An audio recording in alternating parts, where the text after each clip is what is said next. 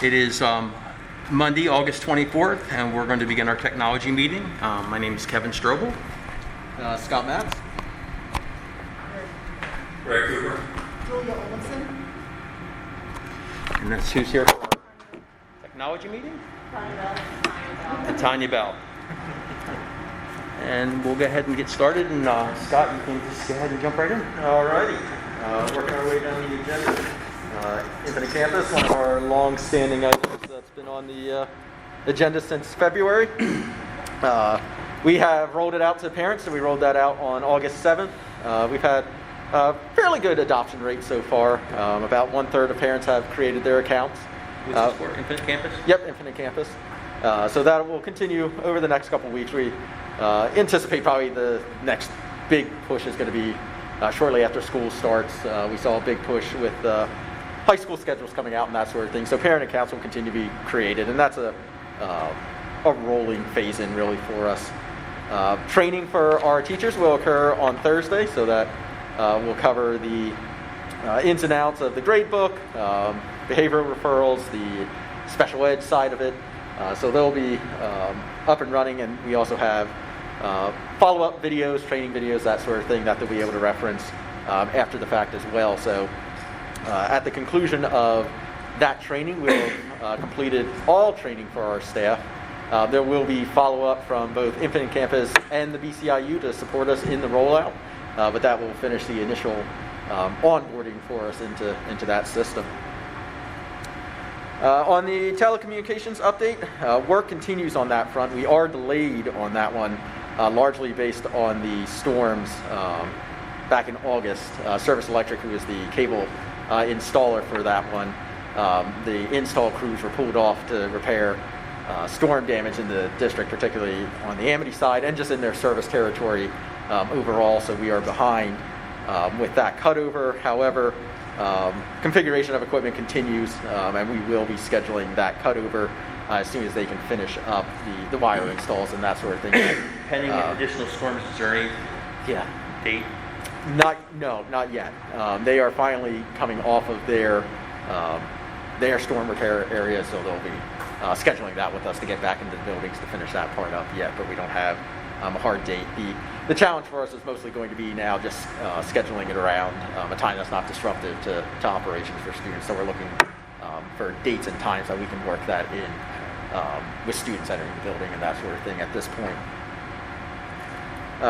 On the summer project list, so the majority of the summer projects, I'm not going to categorize that as the stuff we discussed in January. So server upgrades, normal workstation replacements, none of the COVID-related rollouts. All of that equipment has been delivered. All of that has been installed. So we are in good shape with those projects. So that included upgrading our database server for the district. So that's complete. We upgraded the various servers that authenticate our users. That's all done. Our office staff received upgraded computers as well. So that has been completed or is in process. Yeah, it's getting feedback. See if you... Yeah. Okay. All of that has been completed as well. So we continue to put finishing touches on that one, but fortunately we didn't run into any issues on that front. Any additional expenses? We did not. Yep, those came in at or slightly under budget. That we didn't really actually see anything COVID related on that front, and we had our orders in for those computers and everything in advance, that we didn't suffer some of the challenges that other districts have been facing on laptops and that sort of thing. The Internet RFP, so that is our project to evaluate our internet service, which is currently purchased through the BCIU as part of a county consortium. So that has not been reevaluated in a number of years. The current contract has been in place for the last 5 years, and we had not done really any in-depth comparison for vendors prior to that time. So that was due in the middle of August. We did receive 5 responses. We're in the process of reviewing those, but we have not yet made any formal decisions, and we won't need to make any formal decisions on that front until Actually, can I remove yours? Yeah. Let's see what we get. Yeah, I think it's us two next to each other. We have not made any decisions on that front, and we won't need to make any decisions on that front until later this fall in December. So that RFP was issued well in advance of us having to make a decision.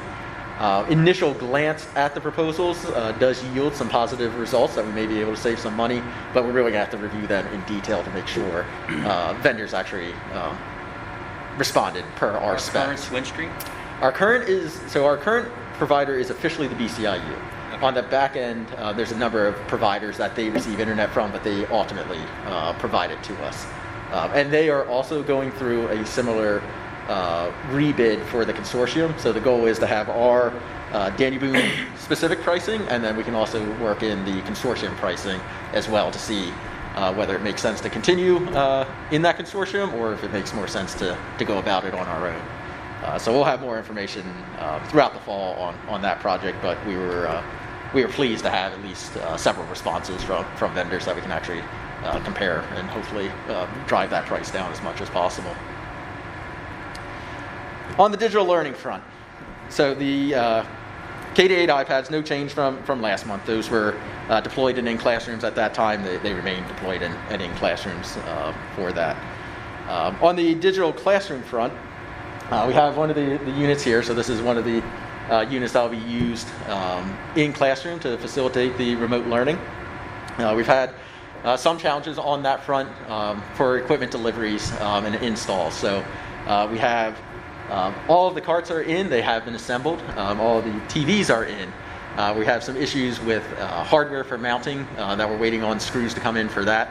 The stock screws were a couple millimeters short, and in the spirit of 2020, a couple millimeters makes all the difference.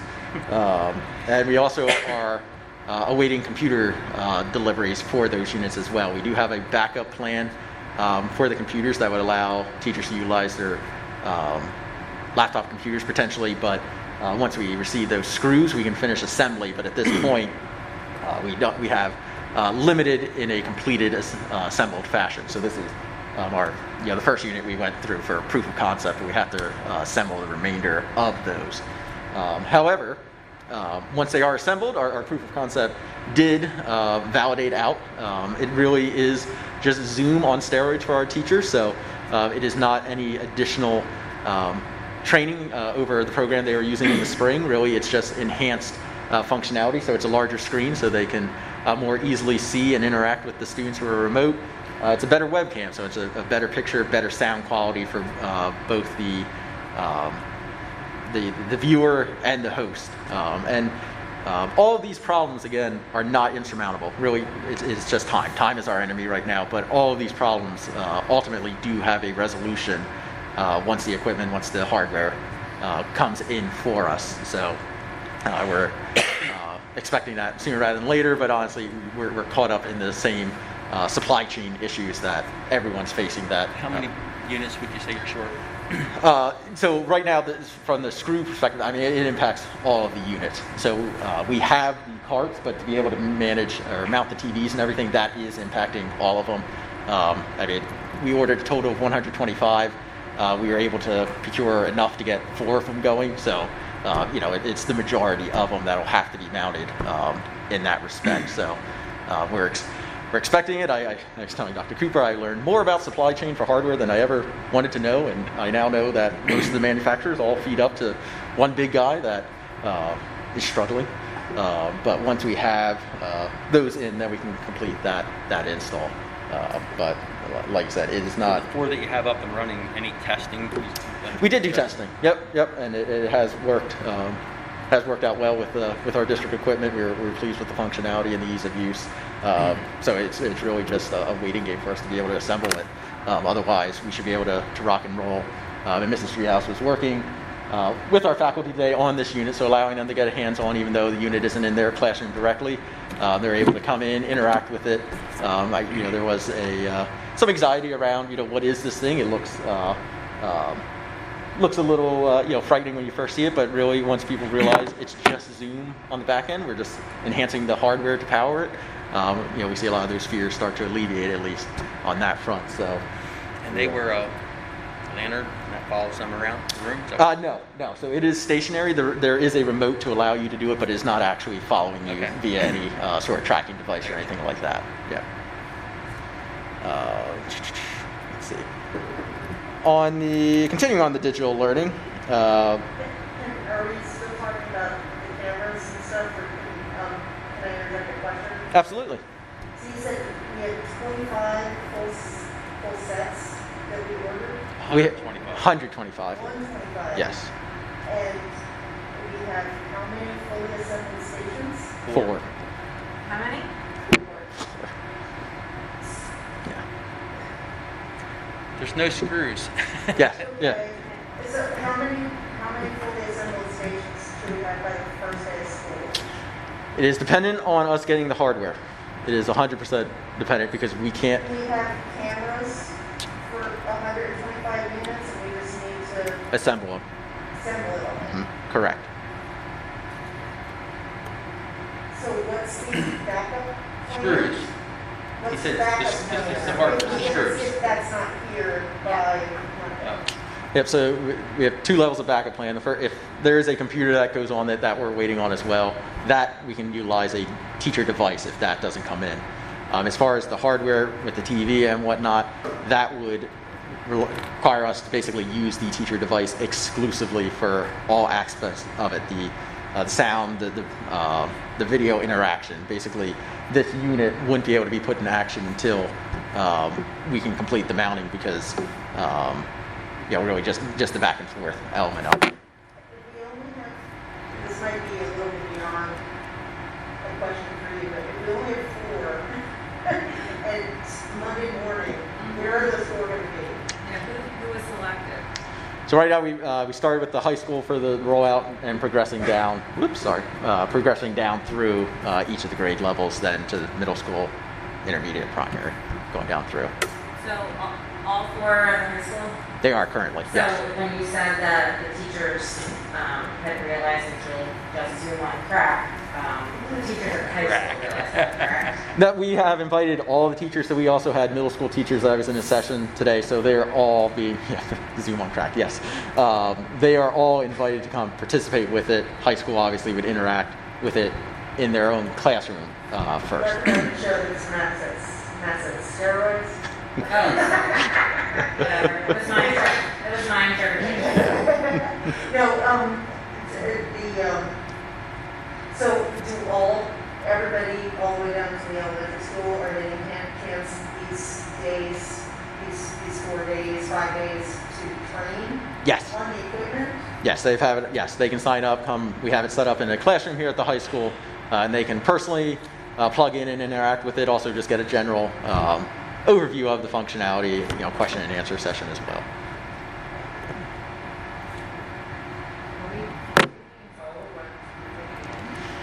Well, yes. Couldn't hear that was the question. Yeah, Are we being told when the screws will be in? we are, but we've missed that deadline twice now. So the next time we're being promised is tomorrow, hopefully. But I can tell you a date, but since we've blown past it twice,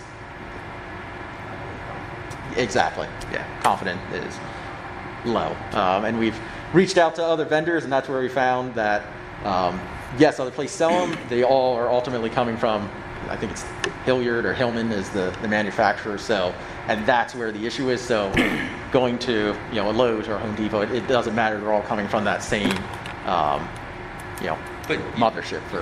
and you tested the teacher device on it, so that will work. So we have something to start with. Yes. Until the screws in, yes. Yeah, the teacher device. So since it is Zoom, Okay. it's similar to Okay. what they've been doing previously. Zoom will run on any device. It's mostly, the challenges are just in a classroom environment. Your laptop is you in front of it versus your. Before we get to before we go through the first week of school, let's make the best assumption, or in the works, right? The best assumption is all the screws come in, everybody, including Doc and all of us, are putting screws in these things, getting them together, right? And we launch and it goes. The worst case scenario where you don't have them in place, and we start, is there any communication at that point goes out to the parents to let them know that there's been a delay? I mean, obviously COVID's delaying a lot of things that are being ordered. go try to buy a car today. They stopped production, so guess what? There's not as many out there. So is there any thought about that? Because we don't want them to judge the program in the first week if it's not being done properly, or well, not properly with all the tools that we would like to have in place.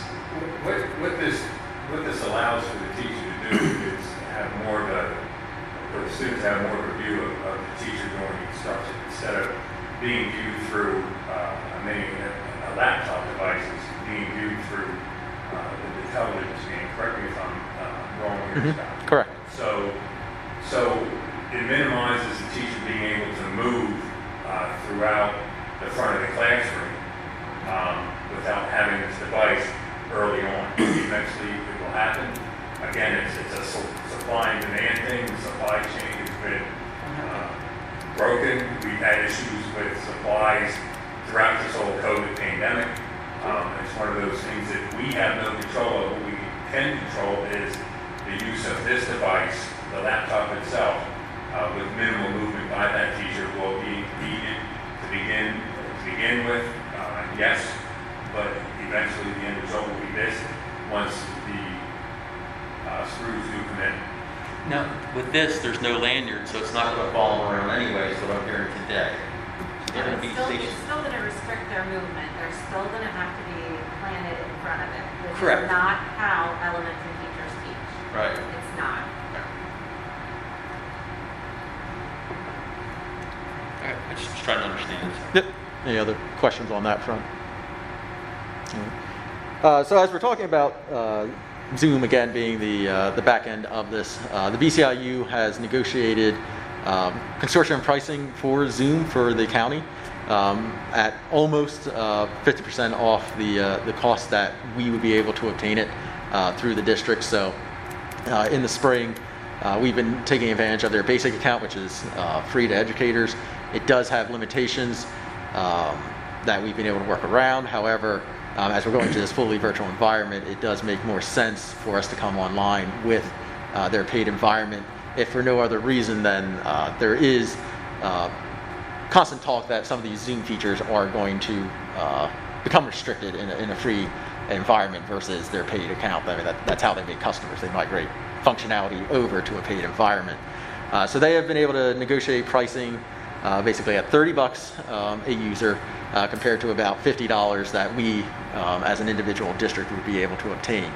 So our recommendation is to participate Per year. Per year. And this is a one-year agreement, so we can reevaluate next year depending on what the landscape of our environment is.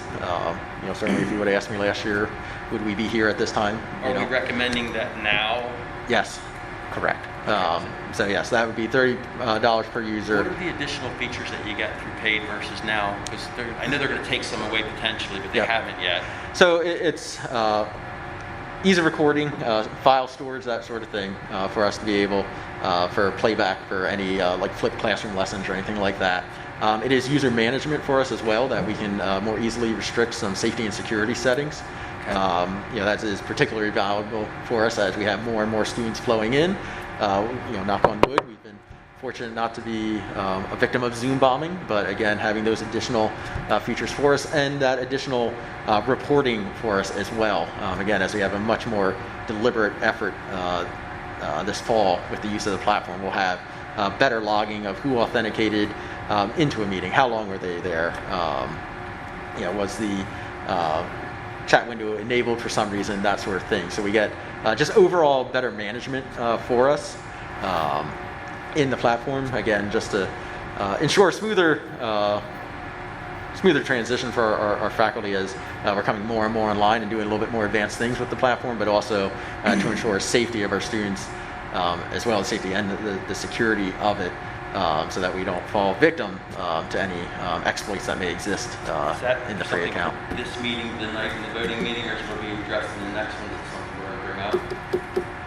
It would be preferable to bring out the committee tonight if that's possible, so we can get So what's the total cost though? $7,500 covers all of our faculty. That's 250 licenses there.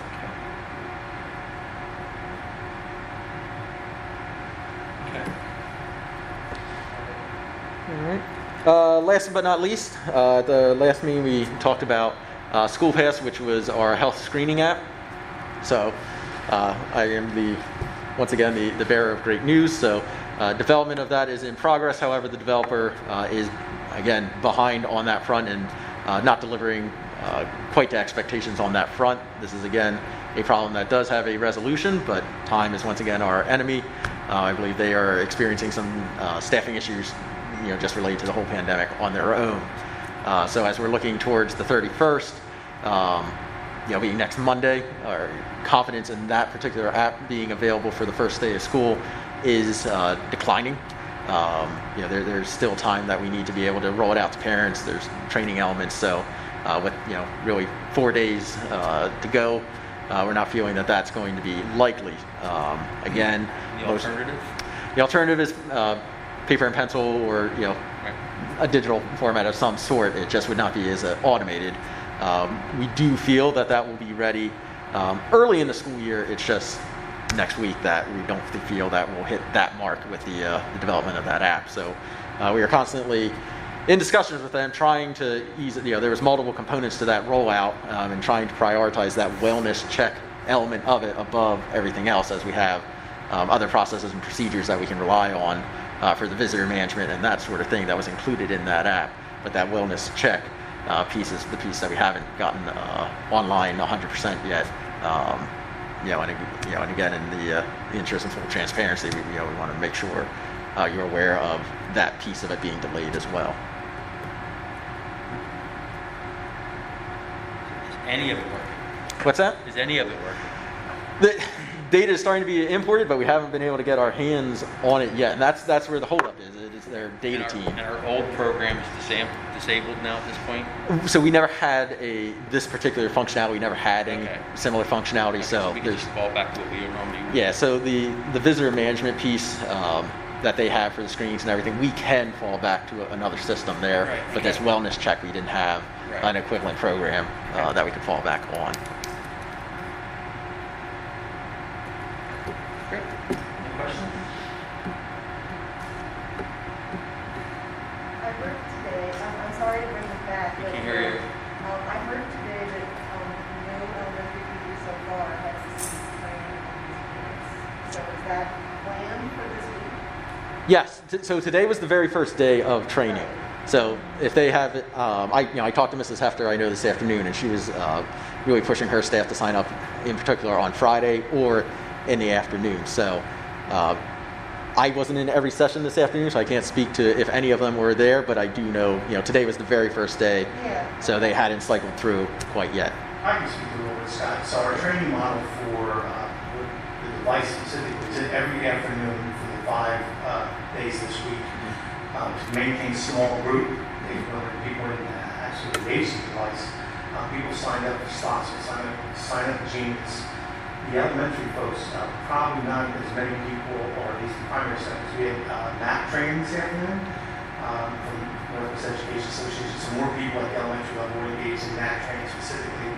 I suspect the tempo on their experience with devices will happen Tuesday through Friday.